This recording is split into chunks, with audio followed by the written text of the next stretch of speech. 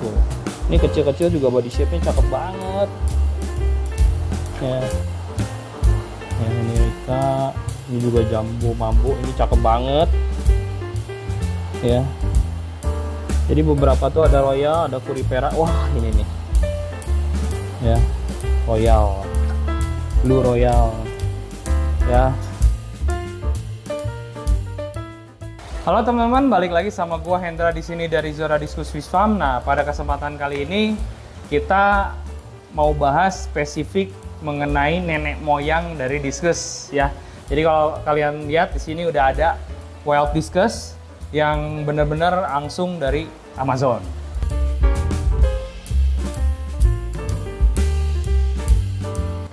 Oke, kenapa bisa kepikiran masukin wild diskus asli dari Amazon? Jadi sebenarnya kalau di diskus itu gua memang ngefans berat sama jenis-jenis yang berbau atau bernuansa wild.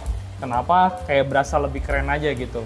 Nah, kalau kalian tahu di tank breed atau di captive breed itu udah ada jenis Alenquer, terus mungkin Sun Merah yang ada barnya. Nah, itu mendekati wild.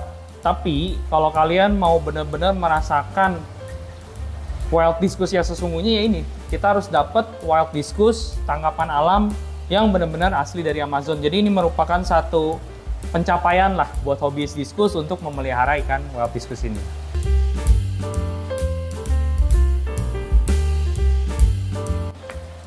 Proses awalnya itu yang pasti kita harus sudah punya koneksi di Amazon sana, di Brazil.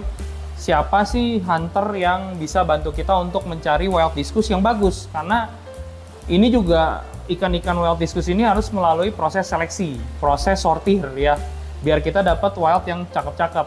Nah, begitu kita udah dapat hunternya di sana, yang bantu kita di sana untuk mencarikan wild diskus, baru kita melakukan screening.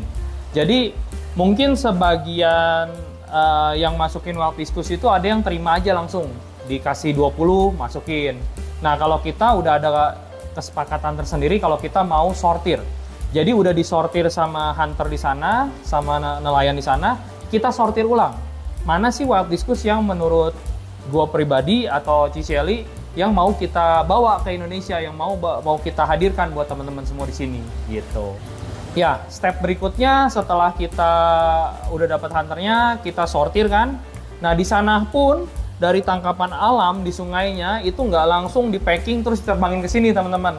Jadi itu ikan-ikan harus dikarantina juga di istilahnya farm mereka di sana, penampungan mereka di sana, diobatin dulu, di istilahnya kita di deworming. Jadi dibersihin dulu ikan-ikannya, terus juga dicoba kasih makan. Begitu mereka udah mulai makan, istilahnya proses adaptasi masih berjalan kan itu. Dan itu nggak sebentar, mungkin ada 2 mingguan, 3 mingguan. Baru setelah itu mereka akan persiapan dan dikirim ke tempat kita.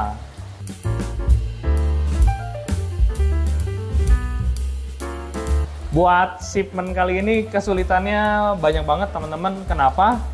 Ternyata saat ini, atau sebenarnya mulai dari 2023 kemarin, 2 tahun lalu, itu Amazon mengalami bencana kekeringan atau disebutnya drought season, dry season, di mana air sungainya itu udah berkurang drastis. Jadi kebayang sungai Amazon itu kan panjang sekali dan banyak sekali sungai-sungai kecilnya.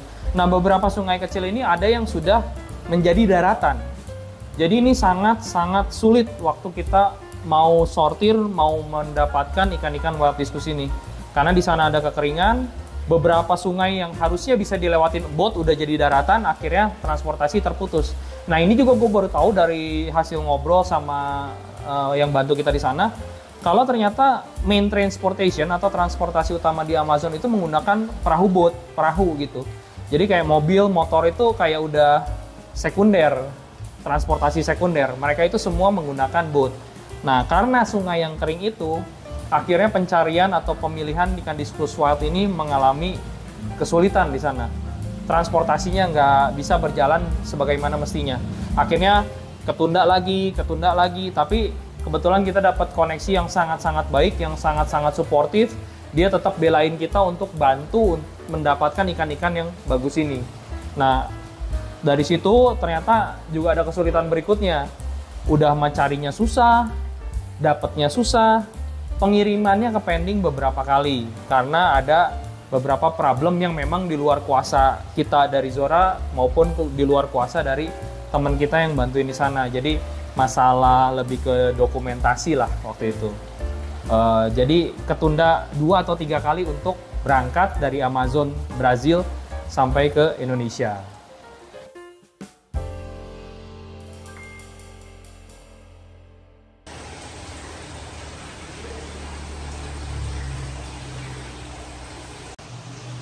Siap-siap sesuatu yang besar.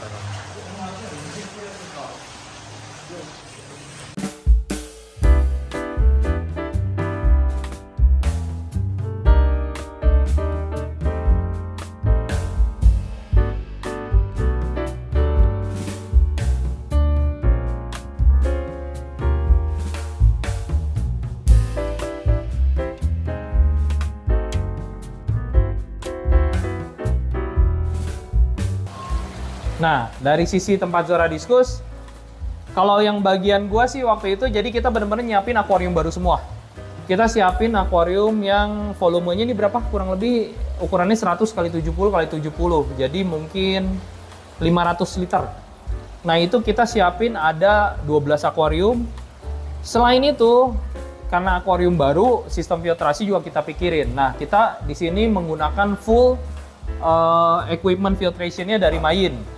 Nah, jadi dari Kashmir mat-nya, Mayin rugby-nya, sampai ke pompanya pun kita menggunakan Heidi Well. Kenapa? Karena mereka punya, pompa ini punya keunggulan di feeder time. Jadi kalau kita ngasih makan, pompanya mati, sekitar 15 menit, ntar dia aktif lagi. Buat Diskus itu penting banget, karena mereka itu slow eater.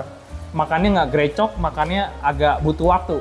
Nah, ini kita siapin baik-baik sampai ke pencahayaannya. Jadi itu di setup dari bulan apa ya, mungkin 1 bulan apa 2 bulan sebelum ikan itu sampai. Nah, air kita isi nggak? Kita isi. Jadi waktu itu biar ini bener-bener matang, bener-bener filtrasinya mature, bakteria, beneficial bakterianya ada, kita pakai biozim dari yang nitrifying bacteria. Biar ini begitu ikan masuk sini, filtrasi udah berjalan, bakterinya udah bisa mengolah amonia menjadi nitrit, nitrit menjadi nitrat. Nah, nunggunya ini ya tadi kurang lebih sekitar, sebenarnya kita patokannya waktu itu 2 minggu. Jadi udah cukup, menurut gue udah cukup stabil, udah muncul beneficial bakterianya. Tapi karena ketunda sampai mungkin 1,5 bulan berikutnya, ya udah nggak apa-apa, ini di running.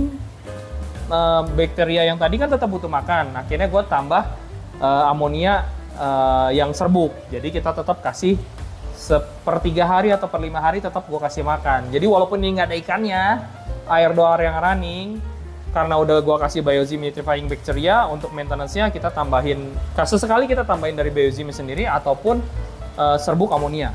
Biar mereka nggak mati, karena mereka butuh makan sampai ikan itu datang. Jadi gue stop pemberian amonia serbuknya itu sekitar 1,5 minggu. Ketika kita udah dapat kepastian ikan ini bakalan terbang hari apa gitu. Nah, itu proses dari persiapan sisi Amazon sampai ikan itu mau datang ke sini. Nah, apa aja sih yang kita lakuin dan seberapa penting proses adaptasi ikan itu ketika ikan wild discus ini sampai di Zora, apa aja yang dilakuin itu nanti dibantu sama Ciseli. Kenapa? Karena ikan ini menempuh perjalanan 4 hari, 4 kali 24 jam di pesawat, tanpa reoksi, tanpa pergantian air. Jadi bayangin teman-teman, 4 hari ikan di dalam kantong, airnya seperti apa, ada stres apa enggak, itu nanti akan kita bahas di session Ciseli yang berikut ini.